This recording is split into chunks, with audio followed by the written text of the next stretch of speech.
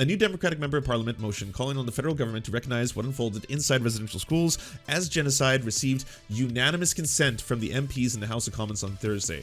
Last year, Legazan tried to pass this and it did not pass. So this really shows you how far the discourse has come from that time. And how could you not? One of my points in bringing up the bone collectors and the genocide denialists and all that kind of stuff is specifically because that should not matter to you how many bones you find in the ground to believe the testimonies of the thousands upon thousands of survivors.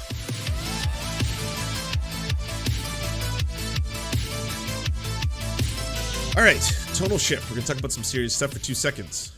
It's important and it's pretty historic. What occurred yesterday.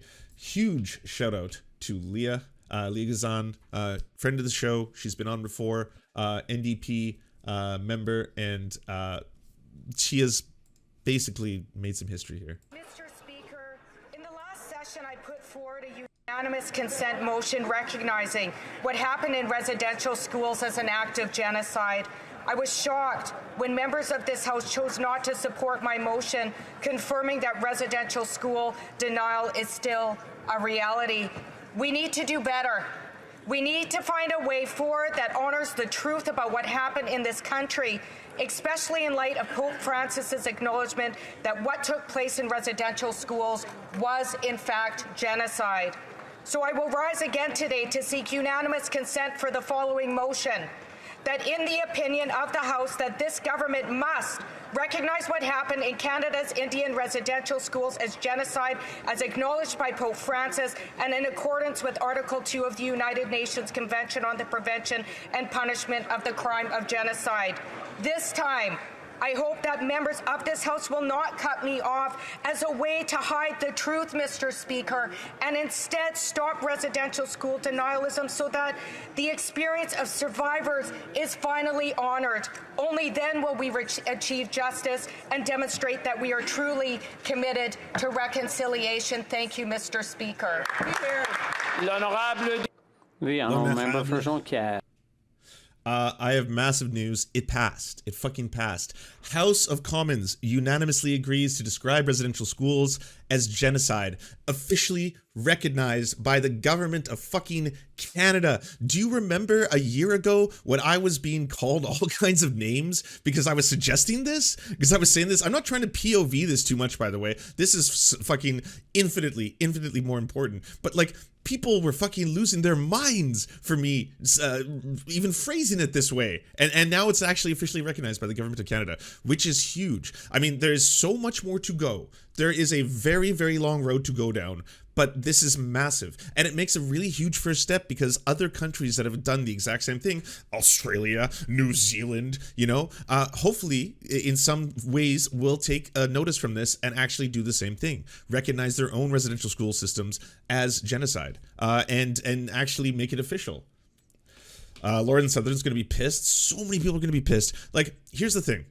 Even if they get what they want, the bone collectors, even if they dug up every single one of the unmarked graves in Canada and did not find a single child's bone, even though I've sent you links already where they dug up like child-sized skeletons, like not just a rib bone, not just like a wrist or something, a full child-sized skeleton that was not in boxes, it was wrapped up, which was another thing, as in like this looks like they were dumping these children's bodies.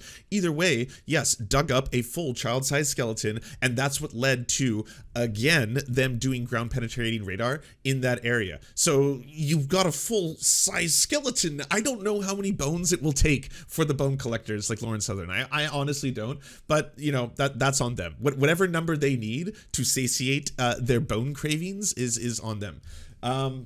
Anyways, a new Democratic member of Parliament motion calling on the federal government to recognize what unfolded inside residential schools as genocide received unanimous consent from the MPs in the House of Commons on Thursday. Last year, Legazan tried to pass this and it did not pass. So this really shows you how far the discourse has come from that time. And how could you not? One of my points in bringing up the bone collectors and the genocide denialists and all that kind of stuff is specifically because that should not matter to you how many bones you find in the ground to believe the testimonies of the thousands upon thousands of survivors. That's the weirdest thing to me. I can't wrap my head around it. I can't figure it out. But at the end of the day, just look to the thousands of living humans now who are telling you out loud, this is what happened to me. I was sexually abused. I was physically abused. I was tortured. I was forced to work weird hours. I was forced to dig the grave of one of my fellow students. That is testimony that is told today by living people. I know. How fucked up is that? I had to dig the grave. They made me dig the grave of one of the kids who died. So that's fucked up. So that is already there. If you don't want to believe a single person, if you think collectively there are just tens of thousands of Indigenous people all lying, every single one of them, they're all lying through their teeth. It doesn't matter what amount of evidence they put forth. Well, it seems like the schools themselves, when they are forced legally to reveal the documents about what took place in those schools, they're also atrocious. It's also like, yes, okay, so a kid dies from typhoid, kid dies from typhoid, kid dies from typhoid, kid dies from physical aberrations to their body, kid died from electrocution, shit like that. Like, this, it's out there. Like, there's overwhelming amounts of evidence. Yes, there have been, and this is 100% true, and the reason I acknowledge it is because otherwise Lauren Southern will say that people are denying it.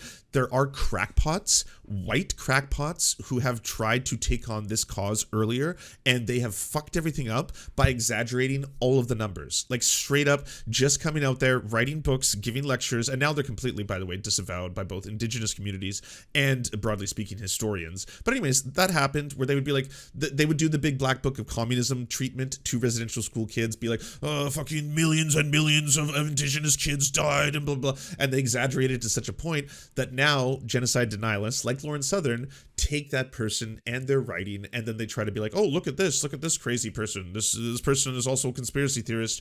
Clearly this whole thing is a conspiracy. No, this is a real thing that happened. This is a real thing that has people who are alive today who have incredible amounts of trauma. You watch any documentary where they talk to survivors, listen to firsthand these stories and accounts of survivors, and recognize that yes, this was genocide. It is incredible that the Canadian government is finally officially acknowledging it. I hope that will have a resounding effect globally, but holy fuck, come on.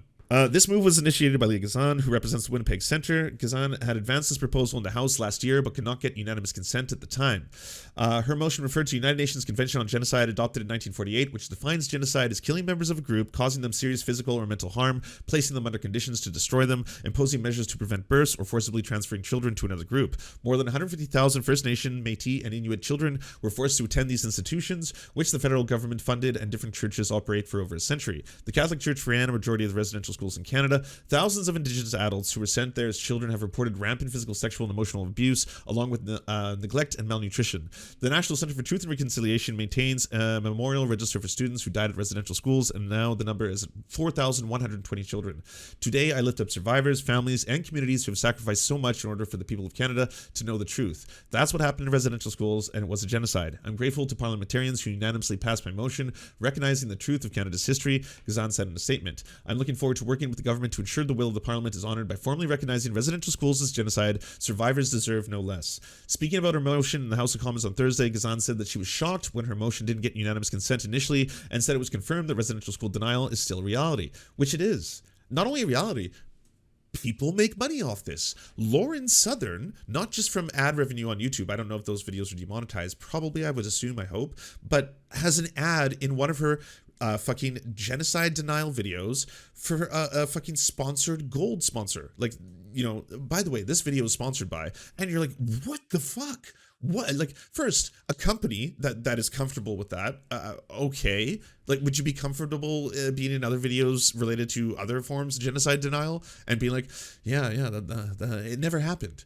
By the way, do you want some gold? 25% off if you use the new promo code in my thing. Like, what the fuck? During the 6-day visit to Canada in August, Pope Francis apologized multiple times for the evil of what happened inside residential schools, but it was not until the Pope was asked about reporters on the flight back to Rome that he said he considered it to be a genocide. The Pope said he didn't use the word genocide during the trip, calling it a technical term. I ask for forgiveness for what has been done, which was genocide, says the fucking Pope. And I did condemn this. The Truth and Reconciliation Commission referred to residential schools as a form of cultural genocide when it was released in its final report in 2015, but since then a number of Indigenous groups have amended it to say it was genocide. We must honor the experience of residential school survivors, their communities, and families. We have a responsibility as elected officials to speak the truth. Only then will we achieve justice and demonstrate that we are truly committed to reconciliation. Massive fucking news. Historical, certainly historical. It's a huge first step. Following, obviously, there are so many unaccomplished goals in the Truth and Reconciliation, like calls to fucking, this is how we can stop this process. This is how we can stop either cultural genocide or genocide. Here are the calls to action. And there's so many calls to action that have still not been satisfied in any way, shape, or form. So like that has to be done. There's tons of work that has to be done. There's tons of stuff. Land back obviously is another really huge thing that has to be fought for. But all considered, this is a fucking it's a massive moment. It's really huge that the government of Canada is officially recognizing this as a genocide, and it's important. Do you enjoy the Serfs but prefer not to have to use your eyeballs? Many are saying this. Well, we've got the solution for you. It's the Serf Times in podcast form. Available on most major podcasting networks now. If you enjoy it, please consider leaving a good review and feedback because it really helps the show out, apparently, and it's free, just like the podcast. To our gods, Xander Corvus and Peyton L. Juste, we shall spend many a generations building mighty cathedrals in your honor. To our monarch, Tom Spiker, we are but your oafish jesters, here to offer you a laugh at any opportunity.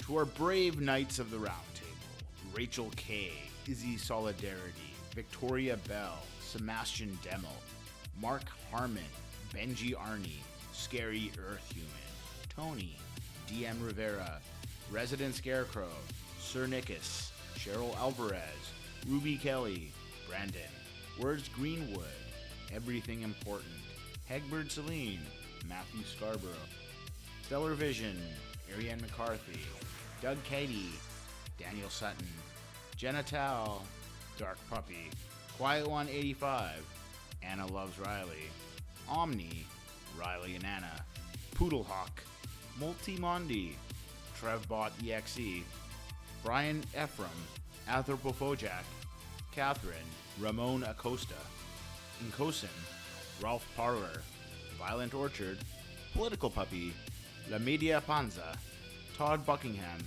and Todd La Jeunesse. We salute our valiant heroes off to fight injustice everywhere.